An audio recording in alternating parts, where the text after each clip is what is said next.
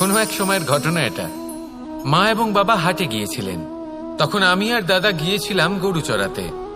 আমরা বাড়ি ফিরে এলাম, আর মা সেই সময় একটা কাজ করতেন। যখনই হাটে যেতেন দরজা তালা বন্ধ করে যেতেন। উনি খুব ভালো করে জানতেন যে যদি ওনার এই মাখন চোর সঠিক সময়ে পৌঁছে যায় তাহলে এক ফোঁটাও মাখন আর অবশিষ্ট থাকবে না। এবার ঘটনা কিছুটা এরকম হলো যে মা আর বাবা মাঝে মাঝে হাটে যেতেন, তাই মাঝে মাঝেই দরজা তালা বন্ধ করতে হতো। যখন মা আর বাবা ফিরে এলেন তখন বাবা ভুলে গিয়েছিলেন যে এই চাবির গোছা থেকে ঠিক কোন চাবিটা দরজার তালা খোলার জন্য উপযোগী। উনি চেষ্টা করতে শুরু করে দিলেন। একটার পর একটা চাবি দিয়ে উনি চেষ্টা করতে থাকলেন, কিন্তু সেই দরজার তালা তো খুলতেই চাইছিল না। ওনার মাথা থেকে ঘাম পড়তে শুরু করলো। তখন মা বললেন যে তালা ভেঙে দেওয়া যাক। মা চলে গেলেন, আর বাবা বললেন না না দাঁড়াও, আর কিছু চাবি বাকি আছে, এটা হয়তো খুলতে পারবো।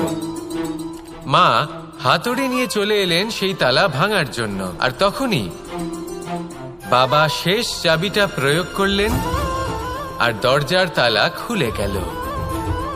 যদি উনি চেষ্টা না করতেন তাহলে এই তালাটাও ভেঙে যেত আর চাবিটাও নষ্ট হয়ে যেত, ঠিক কিনা? এবার এই ঘটনাটা আমি দেখেছিলাম, আর আমার মনে হলো যে কখনো কখনো এই চাবির গোছার মধ্যে থেকে শেষ চাবিটাও কিন্তু জীবনের দরজা খুলে দিতে পারে। সেজন্য আপনি যদি জীবনে সাফল্য লাভ করতে চেষ্টা করেন, নিজের লক্ষ্যে পৌঁছতে চান, তাহলে হার মানবেন না। হয়তো দেখবেন আপনার পরবর্তী প্রচেষ্টা বা এই অন্তিম প্রচেষ্টা আপনাকে সাফল্যের পথে নিয়ে গেল। তাই নিরন্তর প্রচেষ্টা করতে থাকুন, জীবনে সাফল্য লাভ করুন, আর আমার সাথে ভালোবেসে বলুন রাধা রাধা।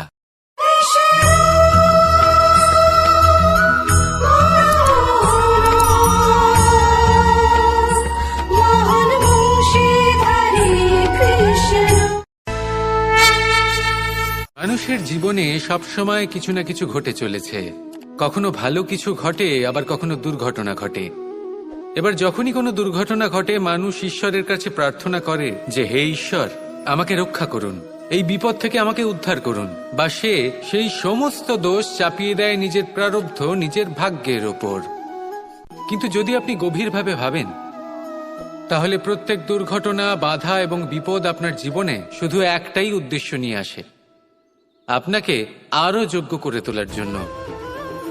যদি আপনাদের একটা উদাহরণ দিই, বর্ষার ঋতুতে যখন প্রচন্ড মাত্রায় বৃষ্টি পড়ে, ছাদ থেকে জল পড়তে থাকে, তখন আপনি নিশ্চিত করে নেন, স্থির করে নেন যে এবার আমি এই ছাদকে নতুন করে বানিয়ে তুলব, আরো শক্তিশালী বানিয়ে তুলব, আরো দৃঢ় বানাবো।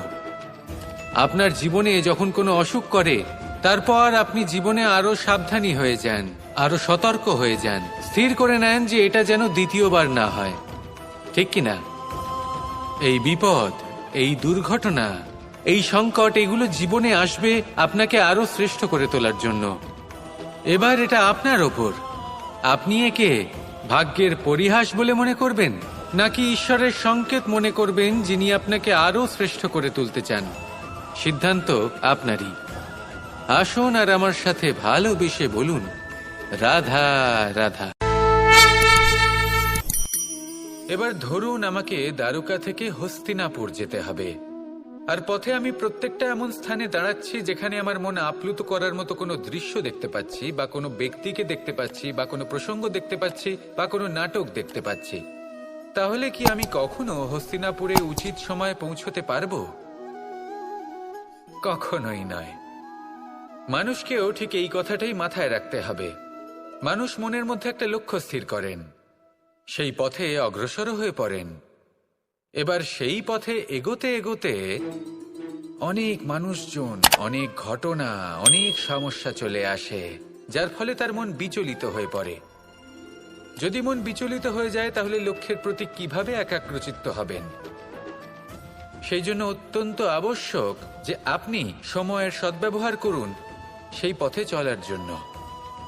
সেই পথে সামনে এগোতে থাকুন, চোখ থাকবে শুধু লক্ষ্যের দিকে। যখনই আপনি বুঝবেন যে আপনি লক্ষ্যভ্রষ্ট হচ্ছেন, আবার সেই পথে নিজেকে টেনে আনুন।